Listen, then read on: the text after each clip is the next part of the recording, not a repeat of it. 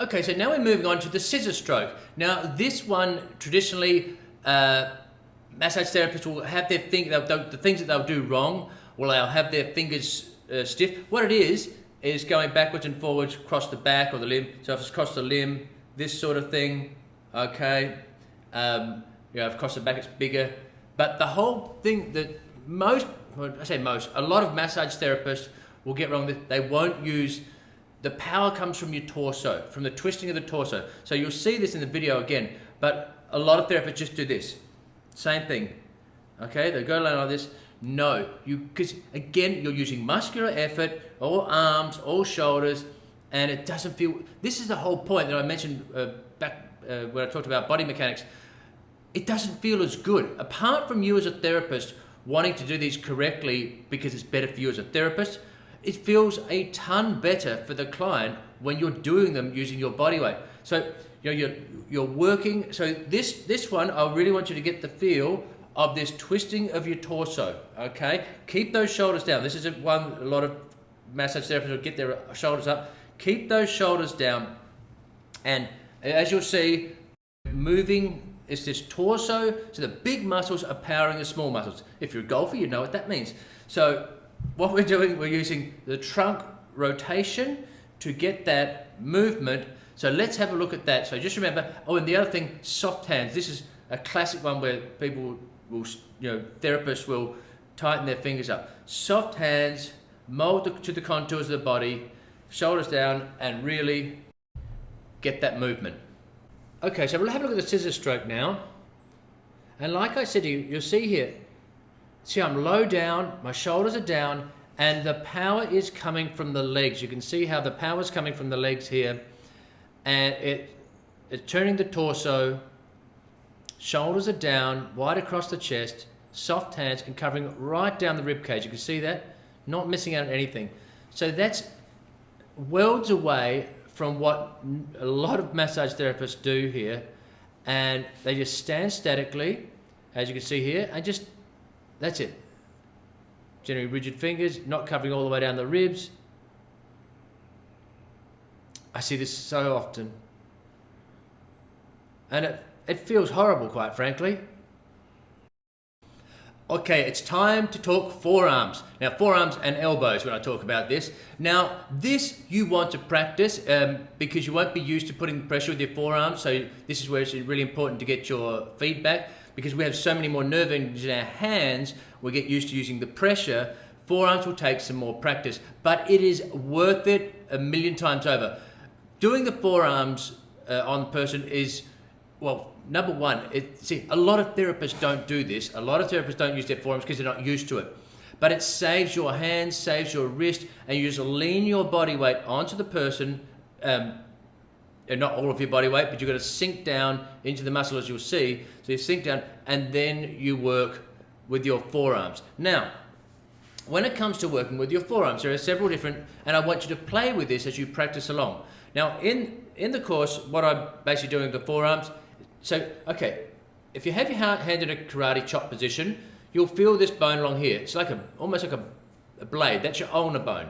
So if you work along with that, it'll be good and strong because the bone is in working through the muscles. And again, it feels fantastic. And I say, sink your weight onto the limb, feel that pressure, and then work your way through. Okay, so that is really great. It's great and powerful and deep. Now, if you want to put more pressure, you just gently bring up to bring the elbow up into play. Okay, so we're really sort of working this area a lot with the forearm. But if you've got, say, a big person, you're going to have to practice this again, so that you just sharpen the angle of the elbow, and then you can start working with your elbow as well. All right, I suggest you start off just with the forearm first. And because this is bone, you're going to have to be careful across bony prominences, up around the shoulder blades, that sort of thing. All right. And spine, you've got to stay off the spine. So what a great way to do this is, if you put your hand either face down, you'll feel the muscle belly here, the forearm flexors, and same with face up. So you can work like in the bonier areas. You can play with this and have it like this when you want more pressure, but you can also have less pressure and with the palm down or palm up as you work the forearms that way. So really play with it, and of course you can do twisting movements with the hand as you work through like that as well. It's really lovely as you work. You can do rotations with the hand.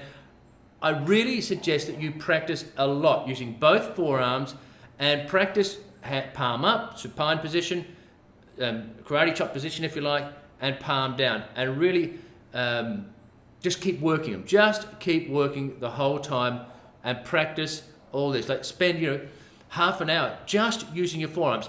Now, what is really, really important, again, if therapists are doing forearms, what they do is this. They'll start doing shoulder circles and using their forearms. It'll trash your shoulders in a heartbeat, all right? You'll see when I teach you how to do this, the shoulder must stay virtually static. You do not want to be doing big movements. The movements would once again come from your weight transference, from your body, okay? This is not doing the work. The portator supraspinatus muscle here will get trashed really, really quickly. So just remember that. You want to have it out at about a 45-degree angle out in front of you as you work there, but keeping this static, okay? So just keep it all nice and relaxed. Don't have your fingers all tight. This is another common thing, so watch out for that. People go like this, okay? Keep it nice and relaxed. Keep your hand relaxed and just lean onto the part of the body you're working, and keep that out in front, and you drive through. And same when you're coming back, so your body weight is always doing the work as we talk about through the course. So practice with that, palm up, palm down, okay? And because one, it will save your hands and your wrists and that sort of thing. That's number one. But if you start to get a bit tired as well, but it feels amazing when people work their forearms well. It is so much better than just using your hands and palms and soft fists or what have you. Forearms are broad and they're deep. So this is where you do your deeper work, okay? This is where you start to, rather than have tried to do as hard work with your hands, this sort of thing. I mean, you can, but it's so much easier just to lean your body weight onto that person and just adjusting the weight, the amount of weight that you lean onto them. By adjusting that, adjusts the pressure. And as you get used to that, and you're just working through that, it feels incredible. So let's now take a look at the forearms. Okay. So you can see, like I talked about, I've got my shoulder, my elbow and forearm forward of my shoulder there. When we come down, there's very little movement in the shoulder itself. And then I step my weight back onto my back foot as I pull back. And you want to do this nice and slow. You see also my hands, they're just nice and relaxed there. There's no real sort of tension there. And just kind of staying off the spine, of course. And here's another look. This one I'm using, you can do this as well. See, I've got my left hand on my hand there just for a bit of extra control. You can do that. Don't go heavy over the knee. So see, I'm sinking my weight down. So my weight again over the top of the body, over the top of the leg, as I sink my weight down. Sort of dropping my weight down, really feeling with my forearms. As I say, don't go hard over the knee ever. It's a very sensitive area. So you see there's virtually no movement in the shoulder. It's all once again driven by the legs through weight transference, just like every other stroke. All right. Here's what I was talking about before. You'll see this a lot. You can see that. See now the elbow's back behind the shoulder. There's movement going everywhere. This will wreck your shoulder in no time. It's almost painful just to look at it. Right, so I'll give you another look at this. Because again, I see this a lot. See this way back behind the shoulder. This will really rip up your supraspinatus tendon, your shoulder. You see that? And it's just all movement at the shoulder. This massage therapist wouldn't last very long doing this on a day-to-day basis. Okay? That's what not to do.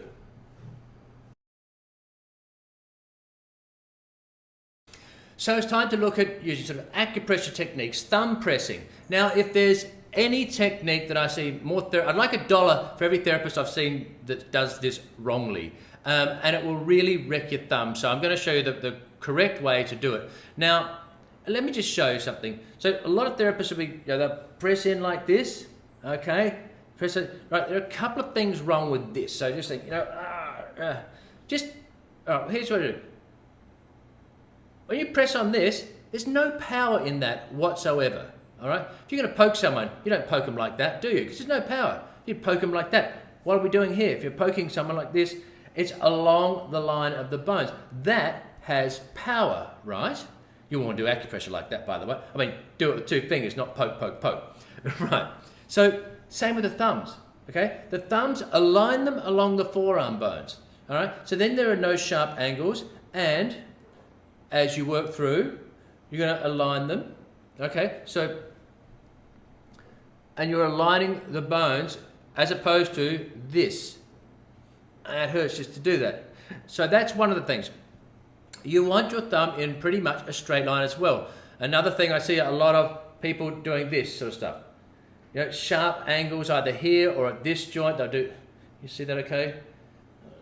See that? They're sharp angles. You don't want these. That'll flare up that joint really, really quickly. Likewise, I see this a lot, this here, all right? That'll flare that joint up. All the pressure that you're putting down on that person is going straight through that joint, okay? So you want to have a good line out the, so keep that thumb in a good alignment with your forearm bone, okay? With your radius. So that's really important. That's one of the things. The other thing you want to do is when you do it, now by the way, you can use your thumbs. I show in the video clip the thumbs, but you can by all means, like I just showed you, use two fingers. Your middle fingers are strongest, but you can double them up like this and work that here. Now you might notice something when I'm doing this. See the rocking? Right? So many massage therapists will do this. Press, press, press, press. No, just like every other stroke, it comes from your body weight, your weight transference. So it's always a rocking motion whenever you're doing it. And you want to go slow in, slow out. Or you might want to hold it for 5 seconds. If you've got knotty areas, but it is not jab, jab, jab, all right? It's not fast in, slow release. It's not slow in and fast release. Doesn't matter how long you hold it for, but you gently sink your weight in and then back out, okay? Sink your weight in and then back out. Using your body weight, as I've taught you all the way through, okay? So remember this as you go. Align your thumbs, practice with that, no sharp angles, okay? Use your body weight and a nice rhythmical movement and feeling down as you work the pressure points, work the muscles, work those knotty tissues, okay? So that's what you want to do, all right? Get that rocking, get that feeling. You can even breathe in and breathe out on the breath, okay? They do that in Thailand. They'll breathe in and out on the breath. Practice that, get that alignment, keep those shoulders down as always, all right? That is how you do thumb presses or acupressure techniques. All right, so let's have a look at doing thumb presses or acupressure. Okay, so like I said to you, you want to have your thumbs well aligned with your forearm bones, your radius. As you can see, it goes slowly down, slowly up. It doesn't matter how long you're holding it for, but like I said to you, there's no jabbing motions. So you see a good alignment I've got with my thumbs. There's no hyperextension of the thumb, no sharp angles. And once again, you'll see it when I work the feet here. So you'll see how my body, it's just like the rest of the techniques, you're using body weight. So you can see how I'm rocking forward each time. It's really important. Of course, this feels absolutely heavenly on someone's feet. And this is the way you're going to start the massage on their feet, doing work like this as you're about to find out. You'll have them absolutely putty in your hands by the time you start doing the feet work. So you can just see as you work down through there, just nice, gentle, even presses. That's what you're looking for. And good depth as well. So you're just working my way all the way through the feet. So this is how you want to be doing your acupressure. Now, I see I'm doing thumb circling, but I'm not I'm using my whole body to affect the circles. It's not my thumb circling itself. So that's another technique you can do. But you see, it's the whole arm making the circles, not my thumb getting torn apart. All right, so we move on to how you should not do it. Now look at the angle at the top of that thumb there. Again, I see this a lot. This will ruin your thumbs, and it's jerky and it's jabby and there's no body weight. And now I'm hyperextending my thumbs, which again I see there's an enormous amount. So see those sharp angles at the thumbs? You've got to avoid this at all times. Now all of that pressure is going through that top thumb joint there. So thumb circlings, this is what I'm talking about. This is not the way to do them. But you'll see all the time people doing it, and of course wrecking their thumbs. So you see now the thumbs are hyperextended. Right, you don't want to be doing that. So these, as I say, are all things you need to avoid. You want to have a good alignment of the thumbs. And now, some jabbing. Why not? So of course you don't want to be jabbing the person.